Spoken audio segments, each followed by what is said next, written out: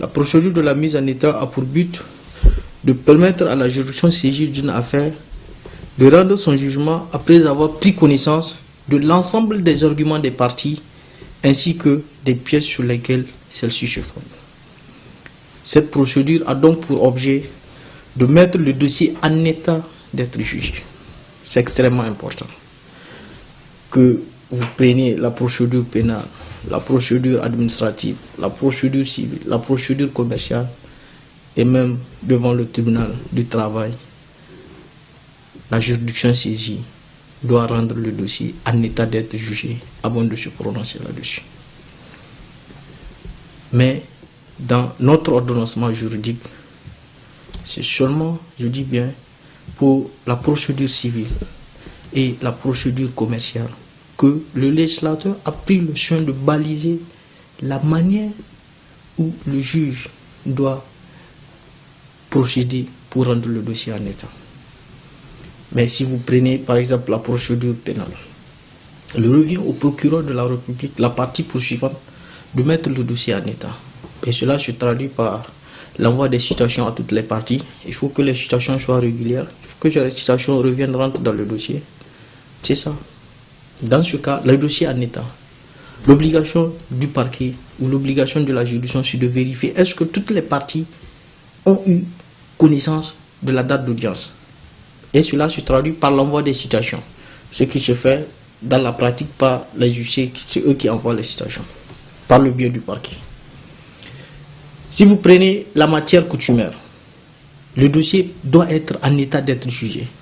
Le juge va vérifier est-ce que les pièces ou les arguments qui vont lui permettre de rendre une belle décision ou une décision en conformité du droit sont dans le dossier. Et là, le dossier est en état.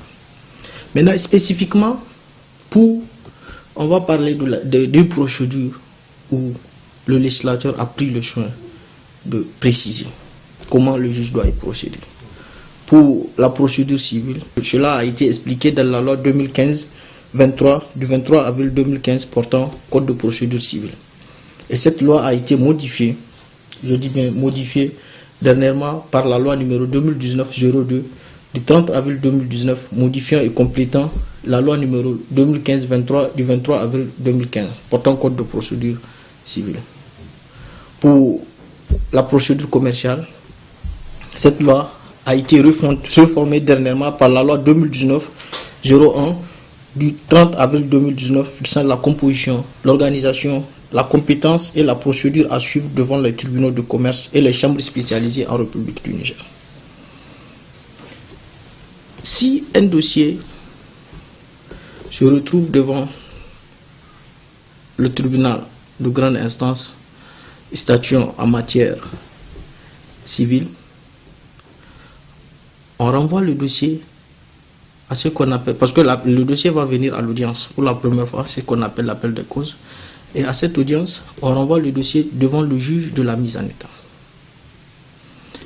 Devant la chambre, le tribunal du commerce, directement, parce que là-bas, la procédure de conciliation est obligatoire. L'audience va avoir lieu d'abord devant un juge, à chambre de conseil, où ils vont tenter de concilier les parties dans un délai de maximum de 2 jours. S'il n'y a pas de conciliation, on constate l'échec de la conciliation, et là on renvoie le dossier à un juge pour mettre le dossier en état. Maintenant, les audiences de mise en état se font en chambre de conseil, donc en conférence de cabinet, et là le juge établit ce qu'on appelle un calendrier d'instruction.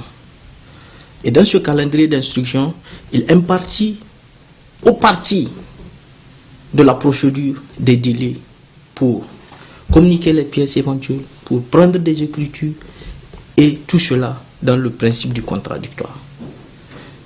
Cela veut dire que la procédure, ce n'est pas un jeu de cache-cache. Si tu prends des écritures, tu communiques d'abord à l'autre partie ou aux parties en présence dans la procédure. Et maintenant, tu communiques au juge de la mise en état. Maintenant, pour communiquer au juge de la mise en état, tu dois aussi le produire, la décharge, la preuve que tu as communiqué ces conclusions ou ces pièces à l'autre partie. C'est l'une des obligations pour que le juge puisse recevoir tes conclusions, parce que là, il sait que ce n'est pas un cheveu qui est tombé dans la soupe comme ça. Tu as communiqué à l'autre partie a pris connaissance de ça, et bien, c'est contradictoire.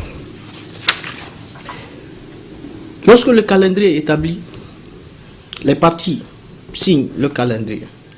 Maintenant, là, il faut aussi préciser que, à l'absence d'une des parties, le juge peut établir le calendrier, mais à charge pour l'autre de communiquer après le calendrier à l'autre partie. Le juge de la mise en état, il a des pouvoirs juridictionnels et des pouvoirs administratifs. Parce que c'est lui qui surveille en fait l'exécution du calendrier de la mise en état. Et dans l'exécution de ce calendrier, il est appelé à prendre des mesures. Par exemple, appeler, informer les autres parties, d'appeler par exemple d'autres parties en cause, ou donner des prolongations de délai. Il peut aussi demander aux parties de communiquer d'autres pièces ou des originaux. Il peut aussi entendre même d'office les parties. Mais là, ce que j'ai oublié de vous dire tout à l'heure, c'est que le juge de la mise en état aussi, il a ce pouvoir de demander aux parties de partir en arbitrage ou en médiation. Soit à sa demande, mais là il faut que les parties acceptent sa proposition, soit à la demande des parties. On peut partir en médiation ou en arbitrage. Mais là, si vous prenez la loi sur le code de procédure civile, nous dit, dans ce cas de figure, le dossier est renvoyé à ce qu'on appelle le rôle d'attente, jusqu'à ce qu'il y ait une décision, soit dans la procédure de médiation ou dans la procédure d'arbitrage.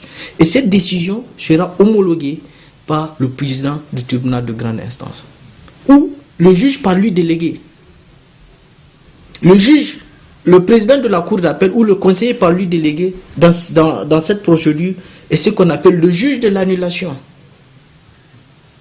Si vous prenez par exemple la procédure commerciale, là, les délais sont plus stricts. Parce que si le président ou le juge de la mise en état devant le tribunal de commerce renvoie le dossier en médiation ou en arbitrage, on dit il met le dossier dans le rôle d'attente. Mais cela ne peut nullement excéder 3 mois. Et là, le président du tribunal de commerce ou le juge par lui délégué est ce qu'on appelle le juge de l'homologation. Le président de la chambre commerciale est spécialisé ou le juge par lui délégué est ce qu'on appelle le juge de l'annulation. Donc ça, c'est le pouvoir du juge de la mise en état. Il a des pouvoirs énormes. Et il contrôle aussi, ça c'est ses pouvoirs administratifs. Maintenant, il a aussi des pouvoirs juridictionnels. Il peut statuer sur les demandes d'expertise ou les demandes de sursis à statuer. Il peut aussi constater l'extinction de la procédure. Mais dans ce cas, on dit, ces décisions, comme c'est des décisions qui ont un pouvoir, qui font grief, ces décisions peuvent faire l'objet d'appel.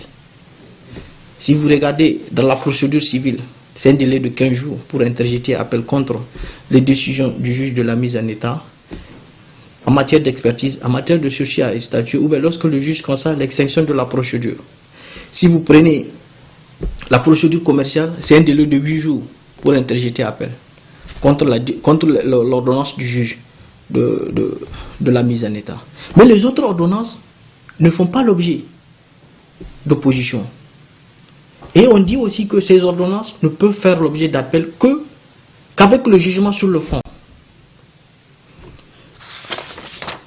Maintenant, le juge de la mise en état,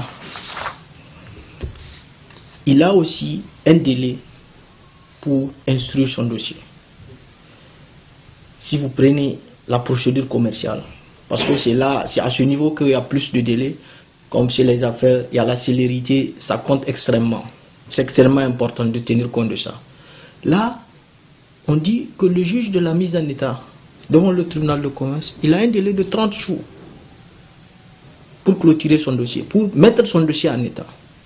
Et là, s'il constate qu'il ne peut pas faire ce travail dans un délai de 30 jours, soit parce que l'affaire est complexe, soit parce qu'il a besoin de plus de temps pour bien instruire le dossier, pour mettre bien le dossier en état, et bien dans ce cas, il fait une demande motivée au président du tribunal qui statue par ordonnance pour l'autoriser. Et là aussi, on dit que ce délai ne peut pas excéder 15 jours. Donc devant le tribunal du commerce, le dossier, au maximum, devant le juge de la mise en état, ne peut pas dépasser 45 jours. Mais là, si on revient dans la procédure civile, là, à ce niveau, il n'y a pas de délai. On dit juste que dans un délai raisonnable. Donc là, il appartient au juge de la mise en état, en fonction de la complexité de l'affaire, des actes à poser, de prendre un délai raisonnable pour mettre son dossier en état. Lorsque ce juge finit l'instruction de son dossier, eh bien, il prend ce qu'on appelle une ordonnance de renvoi, une ordonnance de clôture, puis renvoyer l'affaire. Donc, il renvoie son affaire, il prend l'ordonnance, il notifie l'ordonnance aux parties et il renvoie maintenant à l'audience de plaidoirie. Si un juge de mise en état renvoie le dossier à l'audience de plaidoirie, que ce soit en matière commerciale ou en matière civile, eh bien, on dit que les parties ne peuvent plus déposer de pièces de conclusion. Donc, on considère que le dossier a été mis en état. Nul besoin de produire quoi que ce soit. Et la juridiction ou le juge saisi ne peut rapporter l'ordonnance du juge de la mise en état que pour cause grave. On dit il peut entendre un intervenant volontaire s'il estime qu'en l'état du dossier, il peut joindre ça et juger définitivement l'affaire.